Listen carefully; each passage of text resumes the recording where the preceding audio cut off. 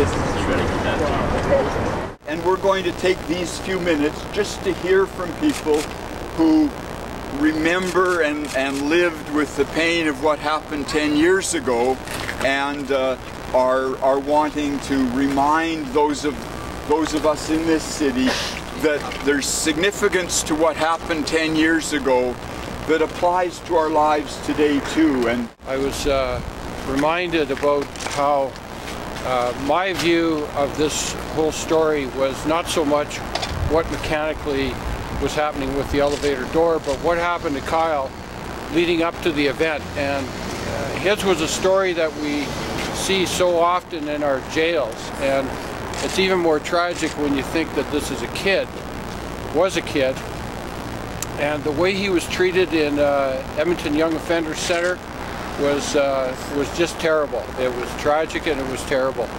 He was a young boy who was mentally ill.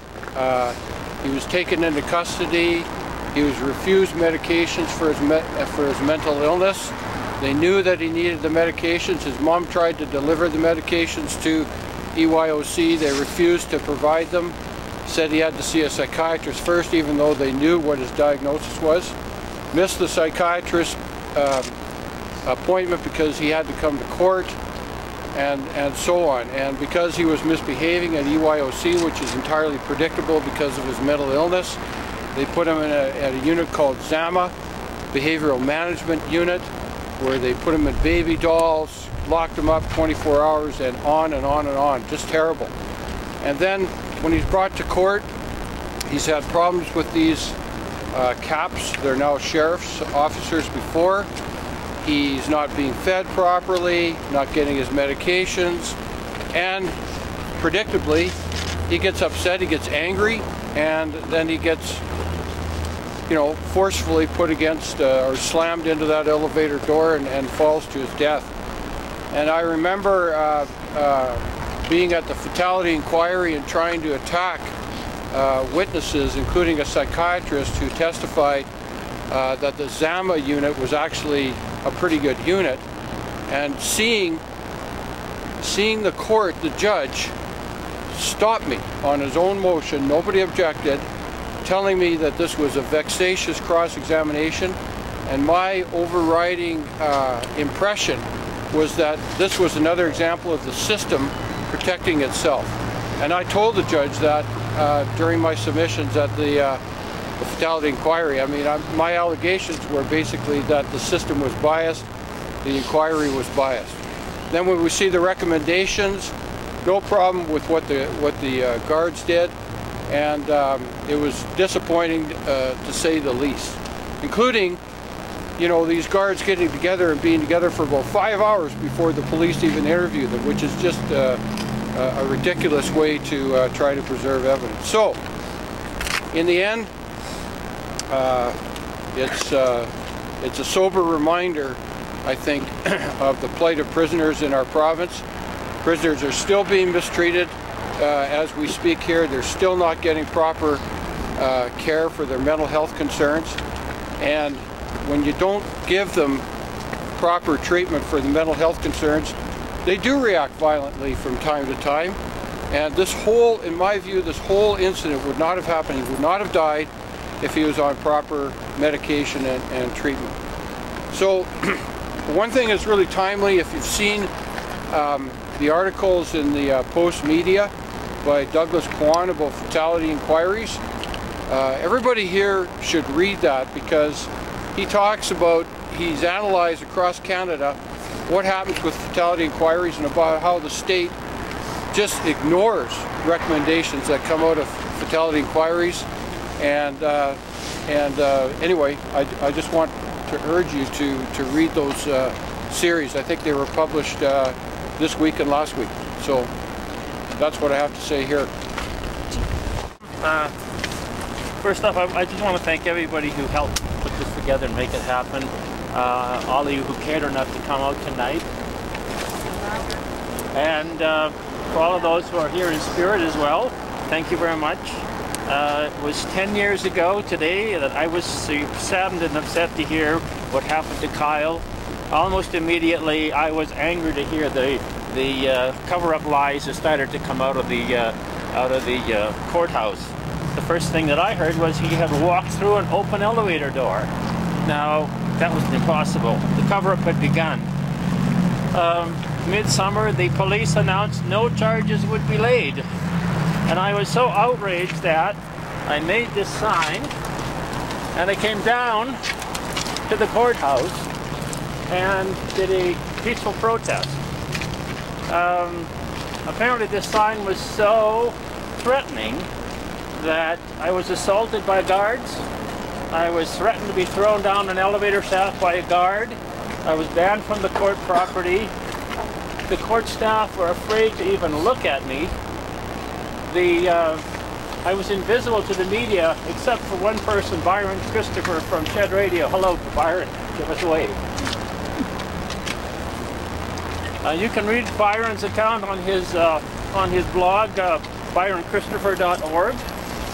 I attended the inquiry and I just shook my head at the missing videos, the mystery memo that came up about the faulty elevator, the glaring inconsistencies in the evidence. The evidence, to me, made it obvious that this was a cover-up. So what this means is that it was more important to protect the institution than to protect our most vulnerable kids.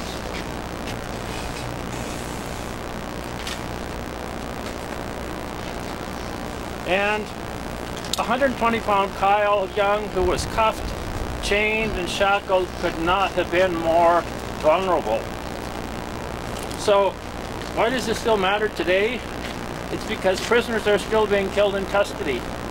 It's because 741 youth have died in government care in the last 15 years. That's one every week, more than one a week.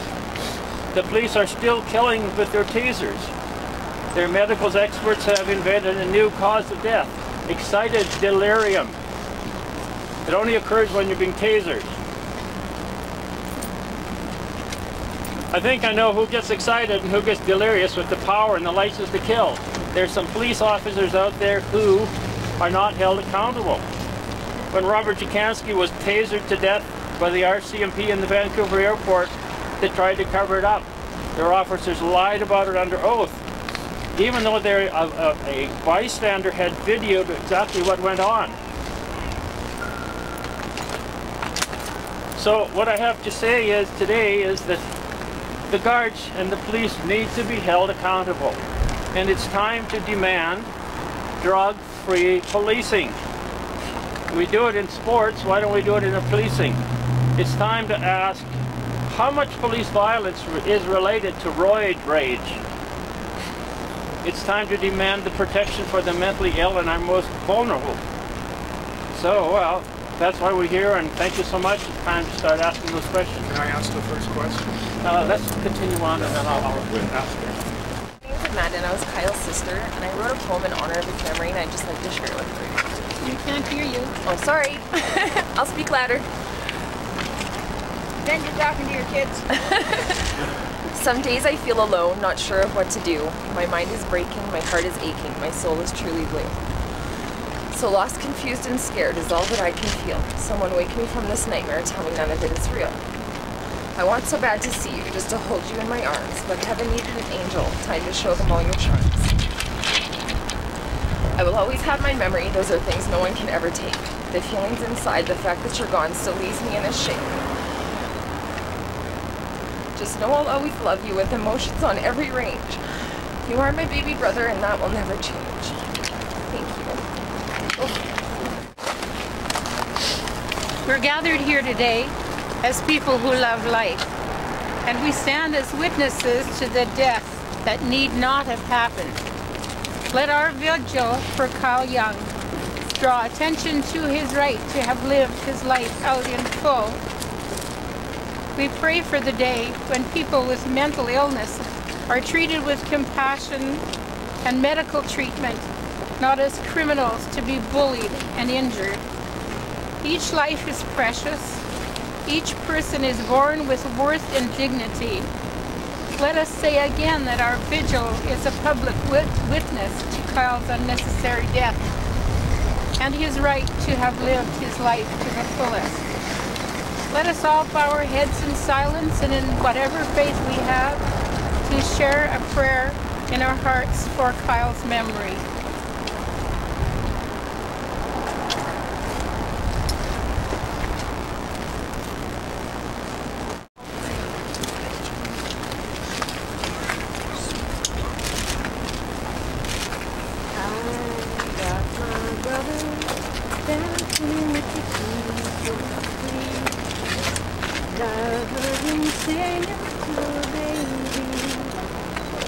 And I speak his name because he's near to me. Can't take that. No, you can't take that. Catch my brother laughing at some silly joke we shared. And I see his confidence taking on a day. And I hear his voice calling up the stair. You can't take that. No, you can't take that. I watched my brother striving to break new ground. And I saw him rising to the challenges he found. And I felt his touch when I was wearing down. You can't take that. No, you can't take that. Not with power overrun from a bomb or a gun. Not with a fist or a threat can you make me forget. I see my brother's promise in another young face, and I hear him asking for a safer place. And I know his life was full of grace. You can't take that. No, you can't take that. No, you can't take that. No, you can't take that. No, you can't take that.